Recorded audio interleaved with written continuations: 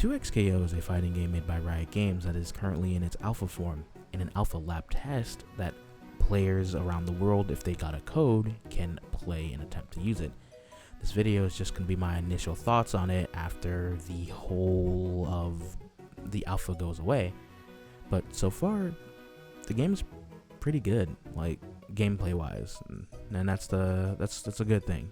The connections are smooth, the netcode is great, and it should be great considering that the people behind it created good netcode, so I'd be concerned if the netcode sucked, and it doesn't, which is really good.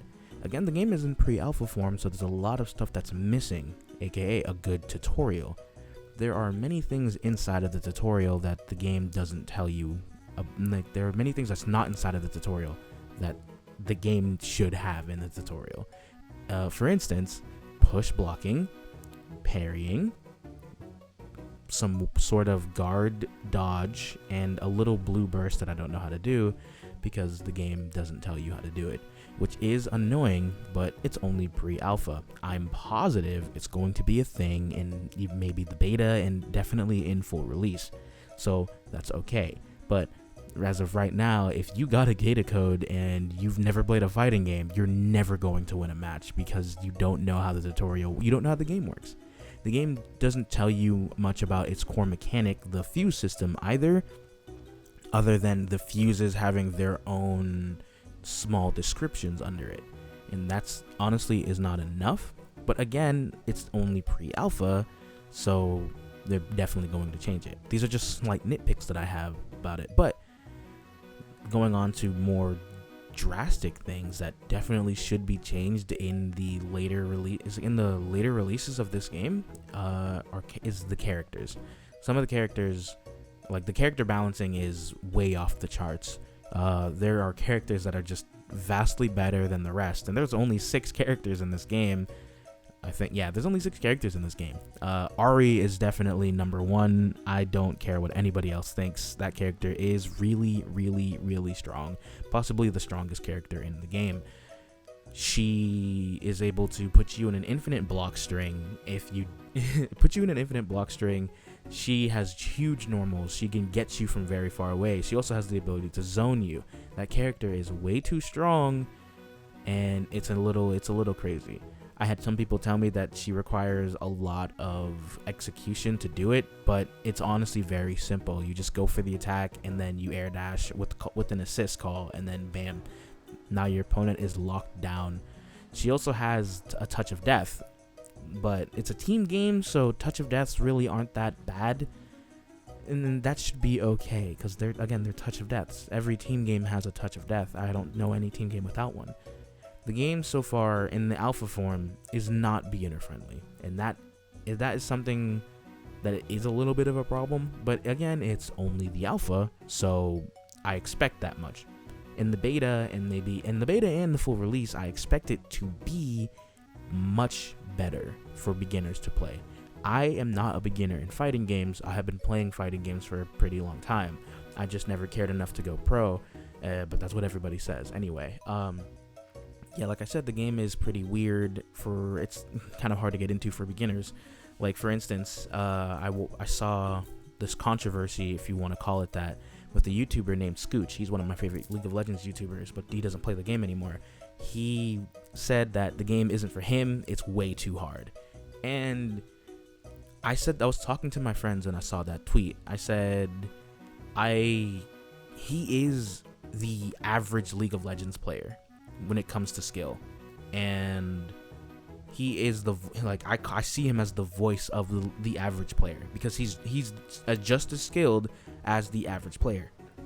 He's not a pro. He's nowhere close to a pro. He knows he's nowhere close to a pro. He also knows he's not that good at video games. But that tweet was perfect because it did exactly what I thought it would do.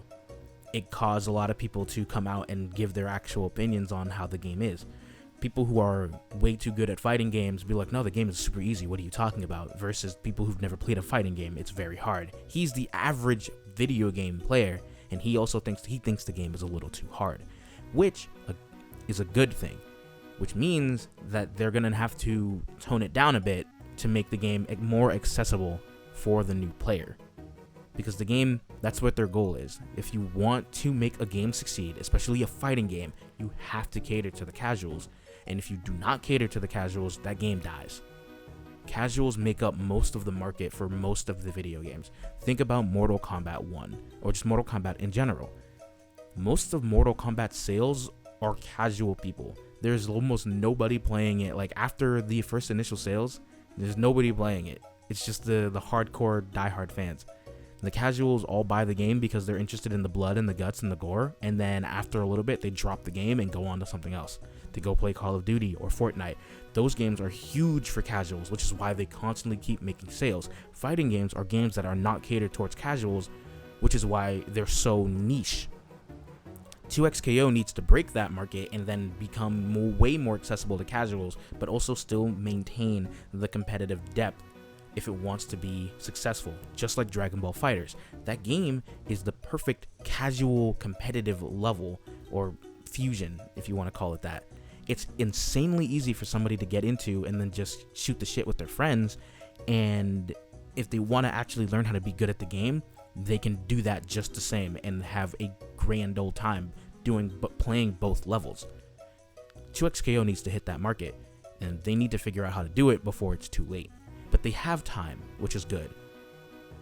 I just hope that they don't fail, because fighting games, again, are very niche, and Dragon Ball FighterZ is like the one that put them on the map, that put fighting games on the map, right? People know about fighting games, but they don't want to play it because it's too difficult. But if you can somehow convey that 2XKO's difficulty is not real, and if it's an easy game to get into and just have a lot of fun, that game will be so successful. And I hope they do it correctly. But I also hope that they don't make it too casual to the point where it's not fun at the competitive level. They need to find that perfect balance. And with the alpha, they're catering it feels like they catered towards the competitive side more than the casual side, which is, again, not that great if you want to keep the game alive. So far, this is all I have to say about it. Other than that, actually no, the gameplay is fun. Like, again, it's the netcode's great. The gameplay is fluid. It's solid. The connections, again, great. The netcode is awesome. The art style is fantastic. The music sucks. I will not lie to you. The music sucks. It sounds like an old person thinking that they know what younger people like to listen to, and they just have this weird hype. I don't know what to call this genre of music, but it's just weird electro, I guess. It's weird. I don't like the music. I honestly think it's horrible. The training mode, really good. It shows you all the stuff that's in depth. It shows you frame advantage, hitboxes, and hurtboxes, which are both on separate buttons. So you can see how bad your buttons are or how good your buttons are. You can also see how outrageous some of these buttons are. And let me tell you, some of these buttons are insane. What else can I think of off the top of my head? I'm not writing a script for this. This is just me talking. I think that's it about the training mode. The lobby system, I don't like it because there's infinite rematches, and you can't just in the alpha version. It's the alpha. It's gonna get changed because it's the alpha. You can infinitely rematch somebody, is what it feels like. And if you want to get into a game, you're gonna have to go to one of the booths or hope to God that somebody is also searching for somebody in a match, and then you guys see each other and just walk in and then make your thing. That is a little annoying because you can spend a lot of time just waiting for somebody to notice that you are alone and you need to fight somebody, which can be a little annoying. And on the other hand, if you are playing the game, you don't really notice that you have a line of 10 people waiting to play as well, so you have to wait and get out. Don't do that in the beta test or the second alpha or the beta. I don't know. The next time you let a test out, don't do that. Just put out a ranked queue, a fake ranked queue, like a fraudulent ranked queue, just like Dragon Ball FighterZ did, and just let people randomly go at it like that, and they can play in training. They can train in training mode and wait in queue. That is simple. That's how you should do it. The lobby system is weird, but I get they wanted to do it to test the lobby system, but I'm not a fan of how the lobby system works. But that's it. I hope the skins are cool and worth buying, because in Riot's failed game, Legends of Runeterra, the skins sucked. They were not worth spending $20 to $40 on for a card game. They were not good at all. So make the skins worth it in this game. Change how the super animations look. Change the effect animations. Change the FSX. Change the sounds. Change everything. Make the skins worth it. That is how you sell those skins. If you just make them recolors, nobody's going to buy them. You have to make them worth it. That's all I have to say. I have been Elijah St. Louis. I'm not from St. Louis. I just made a Twitter account. It's not from St. Louis, so please subscribe to me, it's follow me on Twitter. Yeah, please follow me on Twitter, where I'll be giving updates on videos and stuff like that, and I'll be asking questions, so I can interact with people. Thank you for listening to me talk about this. In the end, the game is good. I can't wait for characters that I actually like in League of Legends to come to the fighting game and actually play the game.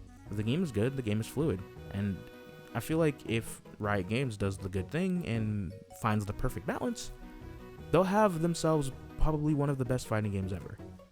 But again, that's all I have to say. I've been Elijah St. Louis. Have a great day, and go chill, relax, go play some League. Don't do that.